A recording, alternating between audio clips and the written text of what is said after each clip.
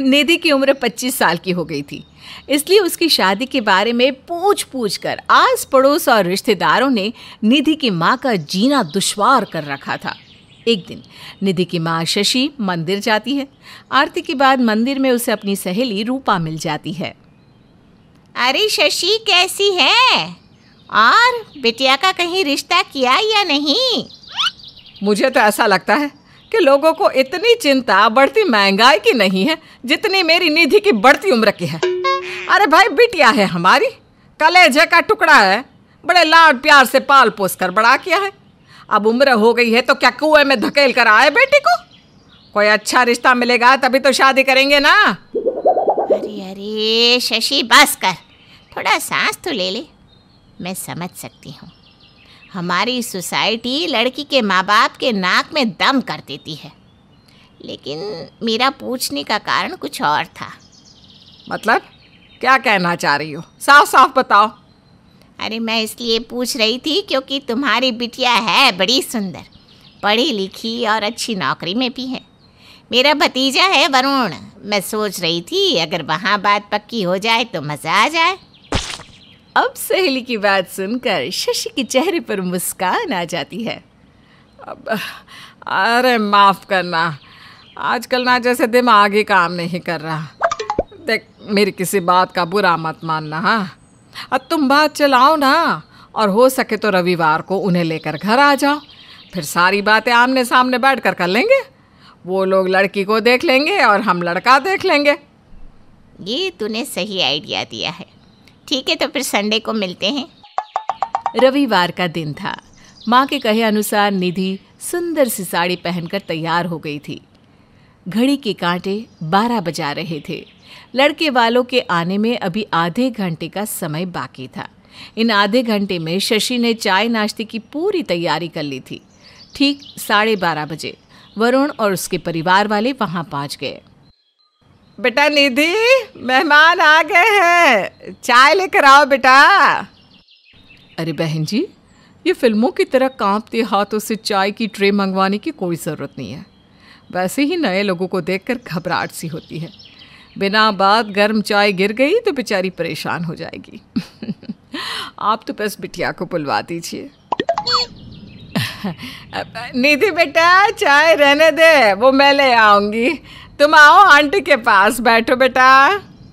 माँ के कहने पर निधि आकर सोफे पर बैठ जाती है और निधि की माँ सबके लिए चाय नाश्ता परोसने लगती है। बातों ही बातों में वरुण की माँ निधि से उसकी पढ़ाई, जॉब और हॉबीज़ के बारे में पूछने लगती है। इधर शशि को भी वरुण पसंद आ गया था। अपने माता पिता का इकलौता बेटा था और अच्छा खासा व्यापार भी करता था। अचानक ही वरुण अपनी माँ के कान में कुछ कहने लगता है। बहन जी, मेरा वरुण पूछ रहा है कि ये पराठे किसने बनाए हैं। इसे तो पराठे इतने अच्छे लग गए हैं कि हर रोज़ खाने को तैयार है। हे भगवान, ये क्या पूछ लिया लड़के ने। इस नालायक निधि को पराठे का पा भी बनाना नहीं आता। आप अगर सच्चाई बता दी तो इतना अच्छा रिश्ता कहीं हाथ से ना निकल जाए। हे भगवान, क्या करूं, सच बोलूं या झूठ? बस आंटी जी, इतने अच्छे पराठे बनाने वाली मिल जाए तो उसके लिए तो मैं 70 से 100 किलो का होने को भी तैयार हूँ।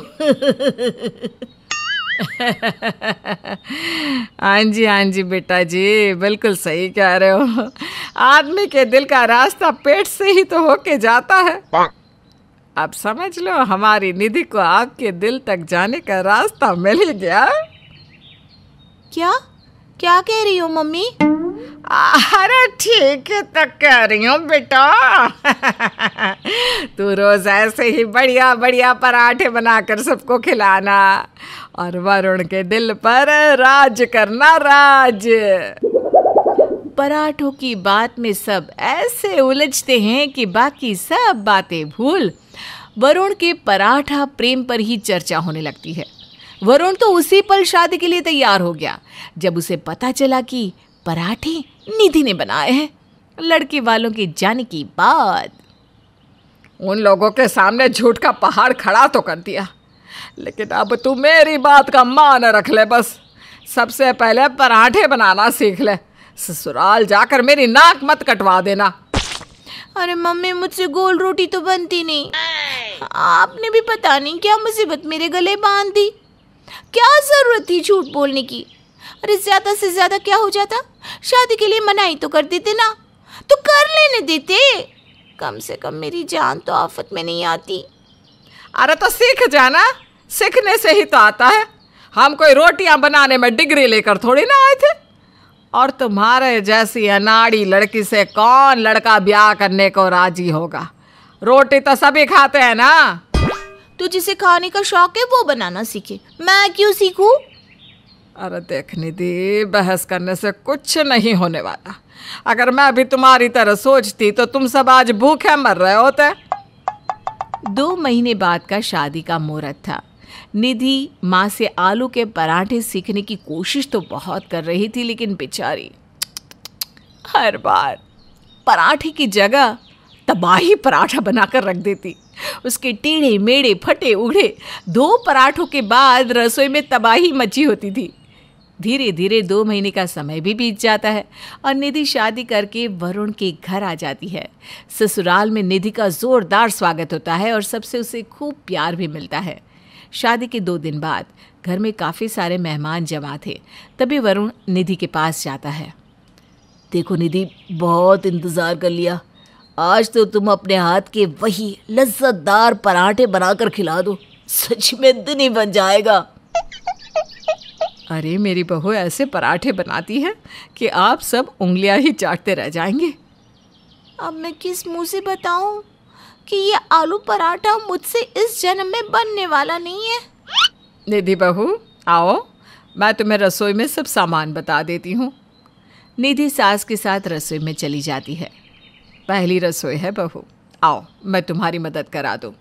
तुम अकेले कैसे मैनेज करोगी?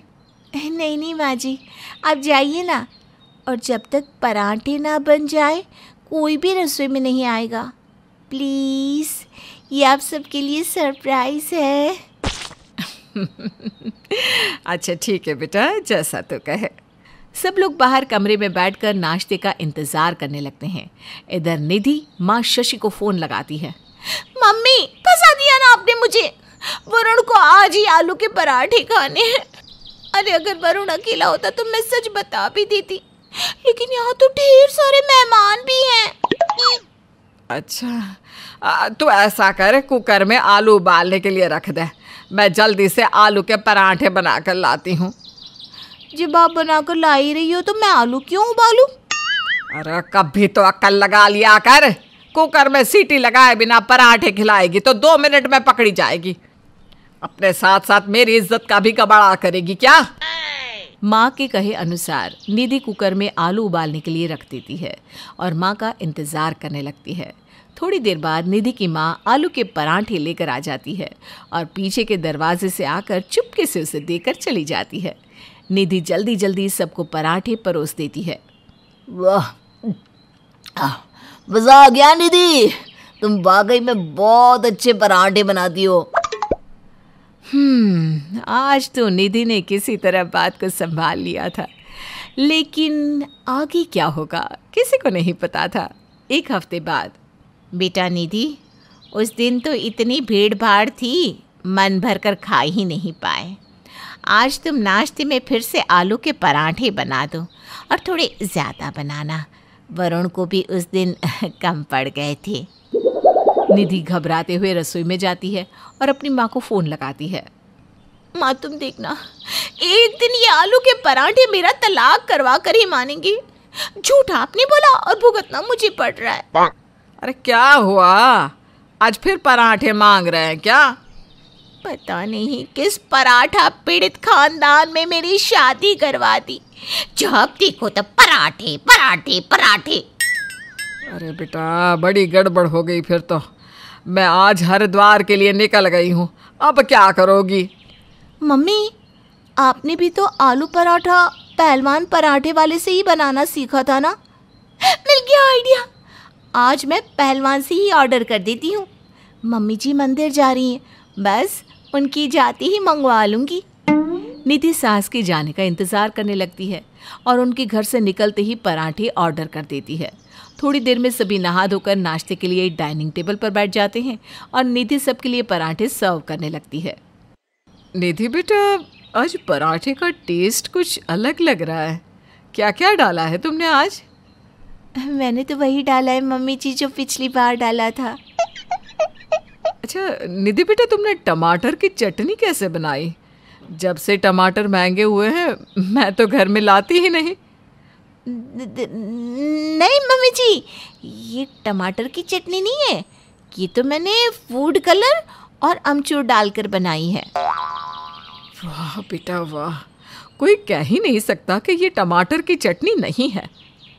अरे यार, जल्दी जल्दी में खाना लगाते हुए मैं तो ये भूल ही गई थी कि टमाटर की चटनी नहीं देनी थी।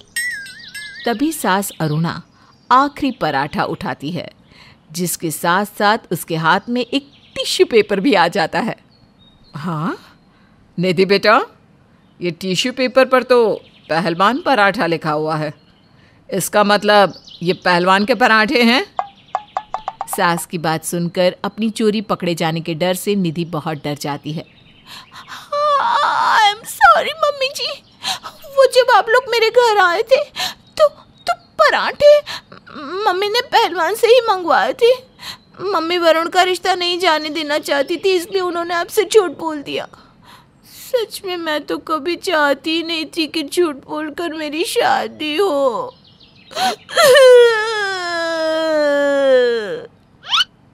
बेटा, वरुण की शादी एक लड़की से हुई है, आलू के पराठे से नहीं।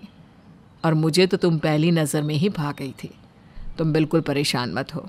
आओ, मैं तुम्हें पराठा बनाना सिखाती हूँ। अरे माँ, लगता है हमारा मजाक इसने ज़्यादा ही सीरियसली ले लिया। और उस दिन के बाद निधि अपनी सास को माँ की तरह समझने लगती है और कभी भी उनसे झूठ नहीं बोलती। किसी को काम वाली मांगती है क्या? मेरे को पता चला यहाँ पर कोई काम वाली ढूंढ रहा है। हाँ, पर सिर्फ काम वाली नहीं, ऐसी कोई जो खाना भी बना दे। इडली मसाला, इडली डोसा, रवा डोसा, चाइनीज, इटालियन, पूड़ी, कचौड़ी, पराठा, बड़े, दही बड़े। अरे अरे अरे, रुक भी जा। खाने के मामले में कजरी का हाथ पकड़ना मुश्किल ही नहीं, नामुमकिन है। क्या तू हलवाइयों के घर की है क्या? माँ जी, मैं खुद ही हलवाई हूँ। मैं पहले ढाबे पे जो काम करती थी। तो फिर ठीक है, तू आज से ही काम पर आ जा। बाकी मम्मी तुमसे बात कर लेगी। मम्मी, अब निकलता हूँ मैं। अच्छा ये बता, कितने पैसे लेगी तू? कजरी भाव तोल नहीं करती मेम साहब, कजरी काम करती है। मेरा काम देखकर लोग खुद पैसे देते हैं। वैसे छोटी मेम साहब कहाँ हैं? अरे वो बीमार है, आराम कर रही है। ये सही मौका है, इसका फ़ायदा उठा सकती है मैं। ओहो, बहू आराम कर रही है और सास ने काम वाली रख ली। काश मेरी भी ऐसी सास होती। छोटी मेम साहब बड़ी किस्मत वाली है। अब क्या बोलूँ कजरी, मेरी तो आंखें भर आई। एक बात बता देती हूँ, मैं बड़ी मेम साहब तो आपको ही बोलूँगी, वरना बहुएं कहती हैं हम हैं मेम साहब, हमारी सास नहीं। पैसा मेरा पति देता है, तो बड़ी मेम साहब मेरी सास कैसे होगी? अब आपकी बहू भी अगर ऐसा कहने लगी ना, तो मैं कह देती हूँ वो कहाँ सुनी हो जाएगी। हाँ। अरे नहीं नहीं नहीं कजरी, तो खून मत चला, जा काम कर। वो ऐसा कुछ नहीं करेगी। जैसे ही कजरी रसोई में जाती है, मोना उसे मसाले और राशन की जगह बताने के लिए उसके पीछे पीछे चली जाती है। देख कजरी, ऊपर के रैक्स में राशन है, नीचे मसाले और नमक मिर्च सामने। हाय राम, इतनी बुरी हालत में आपको उठकर आने की क्या ज़रूरत थी मालकिन? ऐसे तो मुझे पाप लगेगा ना। अरे नहीं नहीं कजरी, मैं नहीं बताऊंगी तो कौन बताएगा? आपकी हालत देख कर ना मुझे रोना आ गया। हे भगवान, इस तरह बीमारी में भी काम करना पड़े तो मेरी तो शादी ही मत करवाना। मान लीजिए मेम साहब, अभी हम नहीं आते तो आपको ही काम करना पड़ता। हाँ, करना ही पड़ता कजरी। क्या दिन आ गए मेम साहब, ये तो मैं समझ गई कि जो सारा काम करेगा लोग उसी पर और काम का बोझ डालेंगे। वो तो आपकी हालत देख कर रुकी हूँ मैं, वरना ये ना इंसाफी कजरी से देखी ना जा रही। अरे नाना कजरी, तुम मन खट्टा ना कर। अच्छा है तू आ गई, मेरा भी मन लगा रहेगा। कजरी सबके खाने का इंतज़ाम करती है और टेबल पर खाना परोसती है। बिरयानी, तड़का, नान, पापड़, सलाद, पूड़ी, सब्जी और मेरे लिए खिचड़ी। और बच्चों के लिए फ्राइज भी। वाह कजरी वाह, मान गए तुझे। इतनी जल्दी इतना कुछ, वरना कुछ लोग तो एक टाइम का खाना बनाने में ही बीमार पड़ रहे थे। मैं खाना परोसती हूँ बड़ी मालकिन, आप खाइए, तब तक मैं कपड़े छत से उतार कर आती हूँ। बहुत ही अच्छी काम वाली मिल गई है संध्या, यह सही हुआ। अब खाना भी चख लेता हूँ कि देखने में ही अच्छा है कि स्वाद भी अच्छा है। सुमित खाना चखता है। अरे वाह वाह वाह, क्या खाना है, क्या खाना है, मज़ा आ गया। सभी खाना खाकर अपने अपने काम में लग जाते हैं। कजरी संध्या के कमरे में जाती है। अरे तू यहाँ क्या कर रही है? तेल लेकर आई थी मेम साहब, आपके पैरों की मालिश करने। दिन भर इधर से उधर करना पड़ता है आपको। आप भले ना कहे, पर मुझे सब दिखता है। अरे सुख पा कजरी, आ लगा दे तेल। यूँ तो बहू आए 15 साल हो गए, पर आज तक इन घुटनों में तेल नहीं लगाया किसी ने। कहती थी रसोई से फुर्सत मिले तब ना। सारा कलेश ना इन 4 रोटियों का ही है मेम साहब। अब वक्त ही कितना लगता है 6 लोगों का खाना बनाने में। फिर भी खैर। ये कहती हुई कजरी अचानक चुप हो जाती है और संध्या के घुटनों में तेल लगाती जाती है।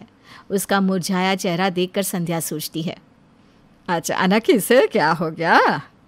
अरे कजरी क्या हुआ, तेरा खिलखिलाता चेहरा मुरझा क्यों गया? गांव में बहन की शादी है, काश मैं वहाँ कुछ पैसे भेज पाती।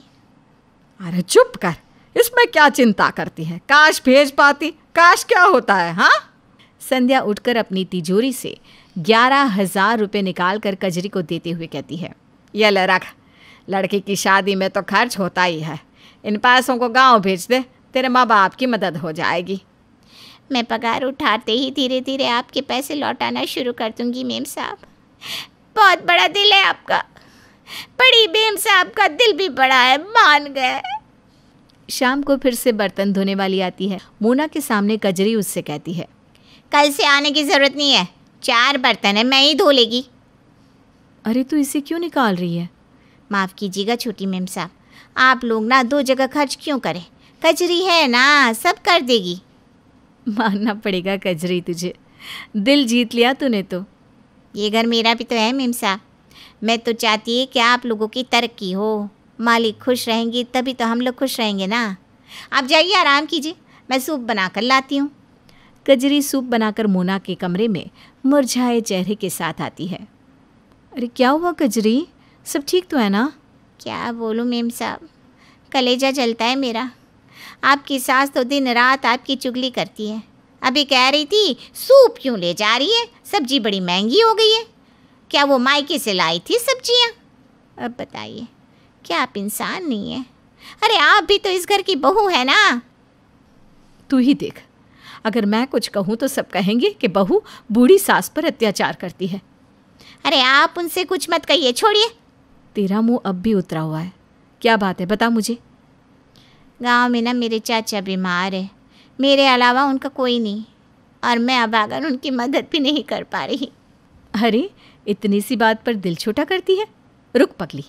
मोना उठकर तिजोरी से 5,000 रुपये निकाल कर कजरी को देते हुए कहती है, ये ले रख, और चाहिए तो कह देना, झिझकना मत। आज रात को तो दोनों तिजोरियों को खाली कर सीधा भागना है। अब कौन पैसे मांगेगा मोना डार्लिंग। उसी रात कजरी अपने मकसद को अंजाम देने संध्या के कमरे में जाती है और उसकी तिजोरी की चाबी उसके तकिए के नीचे से निकालने लगती है। बुढ़िया चाबी तो यहीं रखती है, आज कहाँ गई? तभी कमरे की लाइट्स ऑन हो जाती है। तुझे क्या लगा तू हमें उल्लू बना देगी? मुझे ऐसा करने को छोटी मेम साहब ने कहा था। ठीक है, फिर पुलिस को बुलाते हैं, अब वही फैसला करेंगे। मुझे माफ़ कर दीजिए। वो मैंने एक दिन ना आप लोगों के घर की चिक चिक सुन ली थी और मौका देखते ही नौकरानी बनकर आ गई। पर मैं वादा करती हूँ अब मैं ऐसा नहीं करूँगी। ठीक है जाओ तुम। वैसे मम्मी, तुम और मोना ये सब कैसे जानती थी? सास बहू का लड़ना तो उनका जन्म सिद्ध अधिकार है, पर इसका फ़ायदा बाहर वाले उठाए तो समझ जाओ कोई गड़बड़ ज़रूर है। तो फिर कल से खाना? एक ही खाना बनेगा, जिसे अलग खाना हो खुद बना ले। सौरव सर पीट लेता है।